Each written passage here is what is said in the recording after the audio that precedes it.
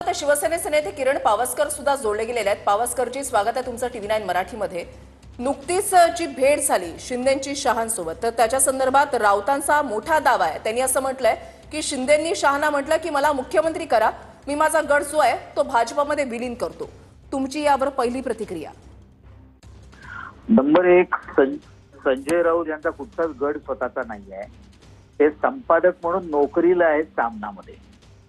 हे त्यांना लागलेली लॉटरी आहे, त्यांना जे राज्यसभेवर पाठवली आहे त्यांच्या मालकाने। त्याच्यामुळे ह्यांचा गड वगैरे काही नाही आहे। नंबर दोन, ते जातात तेव्हा शरद पवार साहेबांकडे गेले तरी स्वतःचा गड आहे म्हणून सांगतात, आणखीन कोणाकडे गेले तरी माझंच आहे म्हणून सांगतात, दिल्लीला गेले तरी माझंच आहे म्हणून सांगतात। त्याच्यामुळे या माणसावर विश्वास ठेवण्याचा अर्थ नाही आहे। पण मला त्यांच्याविषयी खरोखरच थोडं वाईट याच्यासाठी वाटतं की मधल्या 100 दिवसामध्ये ते जे काय अर्थ रोडला होते, त्यानंतर म्हणजे नरकातनं जे बाहेर आले, त्यांनी काय पुस्तक वगैरे लिहिलं होतं, त्याच्यातनं बाहेर आल्यानंतर त्यांच्यावर झालेला हा परिणाम आहे। मात्र पावसकरजी, हां बोला बोला बोला, यावर या माणसावर तुम्ही सिरियसली घेण्यात काय अर्थ आहे? आणि ज्यानं स्वतःचा पक्ष घेत नाही, ज्या पक्षातली लोक ते नाशिक बघत होते, संपूर्ण नाशिक यांच्यामुळे सोडून गेलं असं सगळे सांगतायत कोकलून, तरी पण ह्या माणसं हे काय म्हणतात, काय भाकीत करतात, याच्यावर काय अर्थ आहे?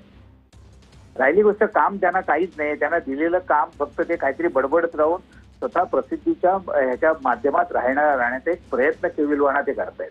त्यांना कल्पना आहे त्यांना कोण घेणार नाहीत असलेली लोक पण, म्हणजे तिकडे बघा, मागच्या वेळी जेव्हा सरकारमध्ये होते तेव्हा पण अजितदादांनी त्यांना सांगितलं होतं की तुम्ही आमच्या पक्षाविषयी कधी काय बोलू नका माध्यमांसमोर।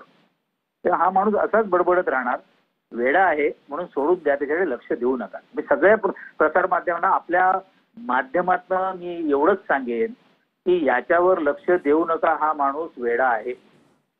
मात्र पावसकरजी, शिंदेंनी शहांची भेट देखील घेतलेली आहे। दिल्ली दौऱ्यामध्ये शिवसेना पक्ष आणि चिन्हाच्या बाबत वकिलांसोबत त्यांची चर्चा झाली अशी आम्हाला माहिती मिळते, आणि सोबतच शहांसोबत सुद्धा त्यांची भेट झाली आहे। या भेटी मागचा नेमका तपशील काही कळू शकेल का? एक लक्षात घ्या, भाजप आणि शिवसेना एकत्रित सरकार बनलं, त्यानंतर आता अजितदादा पण त्याच्यामध्ये उपमुख्यमंत्री म्हणून आलेले आहेत। ज्या पक्षात राज्यांचे मुख्यमंत्री आहेत आणि केंद्रामध्ये पण त्यांची सत्ता आहे, तर का आपल्या राज्याचे काही प्रश्न सोडवण्यासाठी आपल्या राज्यामध्ये आपल्या उपमुख्यमंत्री या नात्याने ते आपल्या शहासाहेबांकडे भेटायला गेले किंवा पंतप्रधानांना भेटायला गेले, गडकरी साहेबांना भेटायला गेले, त्यात काय चुकीचं आहे? जायलाच हवं। आपण गेल्याशिवाय प्रश्न थोडेच सुटणार आहेत। नाहीतर ते उद्धव ठाकरेंसारखं होईल, जीएसटीचा परतावा मिळत नाही म्हणून सांगायचं, आणि पंतप्रधान मुंबईमध्ये आले तर मुख्यमंत्री म्हणून साधं त्यांना स्वागत करायला पण जायचं नाही। म्हणजे तुम्ही त्या महाराष्ट्राच्या जनतेला बळी दिलं।